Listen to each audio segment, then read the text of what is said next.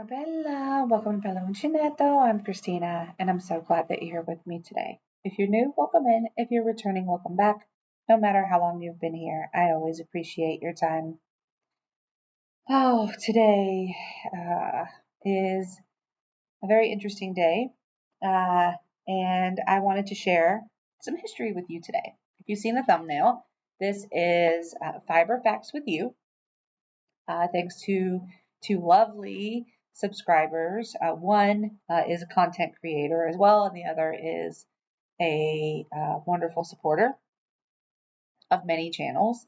I have this amazing title for this section in my channel where I am doing the history of fiber, fiber arts, and we'll be getting to that part soon, but just fibers in general. And I've done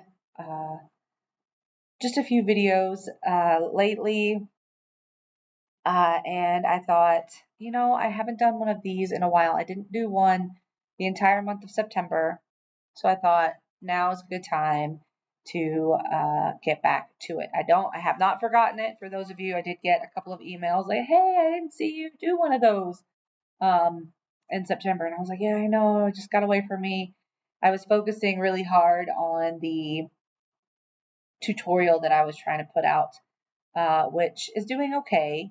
But I don't know that I'll be able to get another one out in October because no one sent me any patterns. So we'll see if I can find something. But so far, nothing yet. Anyway, you're here to learn about the history of linen. But for those of you that were asking, I do have my binder, right? So I didn't lose any of it or anything like that. I still have it, but I wanted to share with you all. So if you are new here, I started this series about the history of fiber and fiber arts, just to share some information with you all. So as I talk about the topic of the video, different pictures will pop up. And I will be looking down a little bit at things because I marked things, but I didn't write a script, and I don't ever write a script. So I have things like pieced together as far as what I want to kind of discuss, but I don't have like, I'm going to say this and then this and then this and then this written down. I have all of my items here, and we're just going to talk about it. So I sort of touched on linen previously in another video because I talked about a specific kind of cloth and how it was made from bast. And linen is a bast fiber. So the way that bast fibers work, right, is they're kind of pulled apart and there's little pieces inside there. And bast fibers have been around for a long time, but linen was one of the first crops to be cultivated uh, back before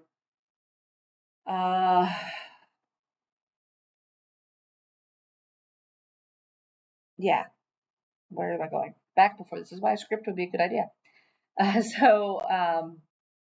There are lots of things about the history of linen. So one mentioned 38,000 years ago was the first known finding. One mentioned it's over 10,000 years old. And then the one that I have here mentions that it dates back as far as 7,000 BCE. So that's kind of, my mind was like, which number do I say? But I'll set them all. That's fine. So we see actually before we find the Egyptians doing linen and things like that. It actually started with uh, the Swiss, like in that area, and there are lots of uh, places now in that region that consider linen to be very important. So um, the Babylonians were the first ones to start weaving flax and are credited with the start of the linen trade. But in the ancient world, right, Egyptians are the ones that are known for linen. And it helps that it's an extremely dry climate so that we find a lot of pieces of linen when we find mummies and things like that in Egypt because it preserves the fabric. Bast fibers in and of themselves are not easily made, they're not easily woven. It takes a lot of time and they're not very soft to begin with, most of them. So it requires treatment and washing and things like that. But they are very breathable. And I have a couple of pair of linen pants myself, and I have one linen top, and they are very comfortable. Very easily wrinkled, but very comfortable. Um, so in hot, arid climates, linen was a popular thing to make, but it was also a popular wrapping, like it says here in mummies' tombs, um, and also different housewares that they would use linen for. So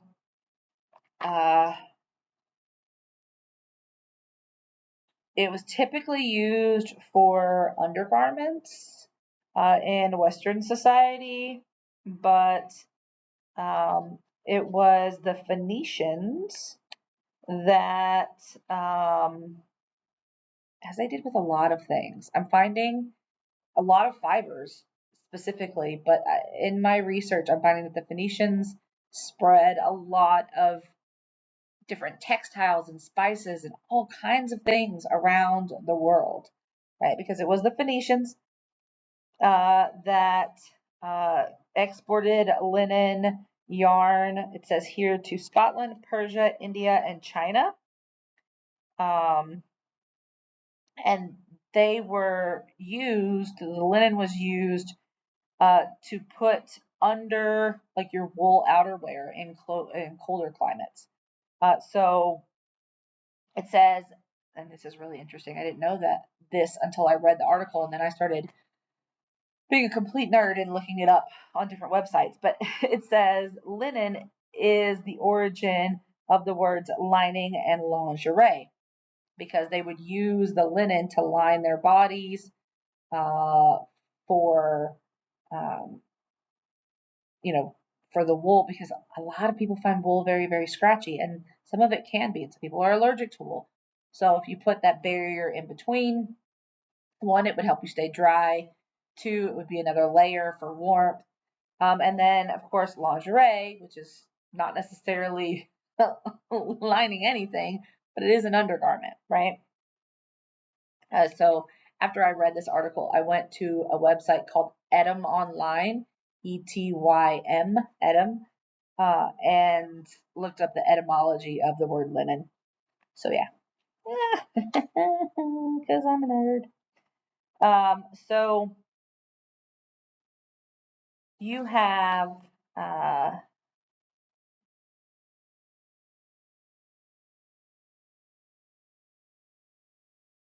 because it was so hard to make, you have linen being controlled by some of the higher class um, people in a lot of cultures, but it was also used for religious wear um, because in some of the books of the Bible, specifically the book of Revelation, it mentions that the seven angels came out and they were clothed in pure white linen. So that definitely gave a religious aspect to the textile. And There have been a lot of people who have written about linen, specifically Plutarch was one, and he explained why priests wore linen rather than wool, because it was a pure fiber, right? If the angels are wearing it, then it has to be pure. And linen is considered, right, one of the first textiles, but also one of the first composite materials, because here it mentions that Ajax, one of the Greek mythological heroes, wore a linen composite breastplate in the Iliad, which again, I did not know until I read this article. So again, like I said, making linen garments is very, very difficult, and that did not change for a very long time. So that did not change until, where did it go? Yes, in 1810. So that did not change until 1810 in the Industrial Revolution, when there was like a machine that was developed to help with the process. But before that, in the Middle Ages, it was done, it would be done by families. They would all have a hand in the process, especially in France, when Charlemagne decreed that all households must cultivate flax and weave their own fabric. So they had their own linens and clothing and such. And certain countries in Europe became known as the linen belt. So you had the Netherlands, France, and Belgium. So there were some major linen processes going on there. And France was a big part of that. But when the flax spinning machine came out in the Industrial Revolution, unfortunately, it was also about the same time that cotton came to be very, very popular. And because of that, cotton kind of took over, because cotton is cheaper, even though it's not as durable. It does not last as long, but it was much more readily available. It would grow faster. It was easier to process. It was just that much faster, so they could make the items faster. So it was like one of the first concepts of fast fashion, right? It's kind of difficult to think about cotton that we use. I mean, my shirt is made out of cotton. My cardigan is made out of cotton. But to think of it as a fast fashion, because it was overtaking things like linen that were much more durable and would stand the test of time. But cotton was more readily available, so that's what people were using. So people wouldn't make as much linen in their homes anymore, so there was a big decline in that. But during World War II, there was a big resurgence, and during all of the wars, people use bast fibers for ropes and different things like that. So linen never really lost a footing in the textile industry, but it was less popular for clothing. And then there was a resurgence in, again, upper class fabric, because it's expensive. So to produce, so it makes it a little bit more expensive to purchase.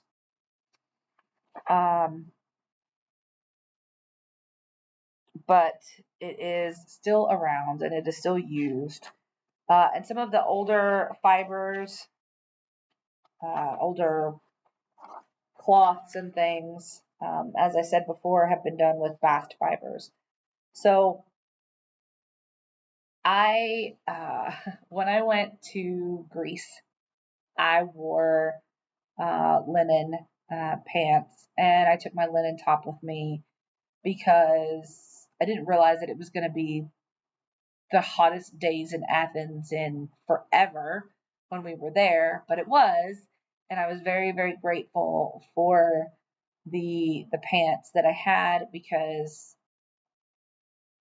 if I was wearing jeans or there's no way I would have been able to walk through the heat or anything like that with jeans and a t-shirt or anything. So, I mean, tank tops and linen pants got me through the biggest part of our trip.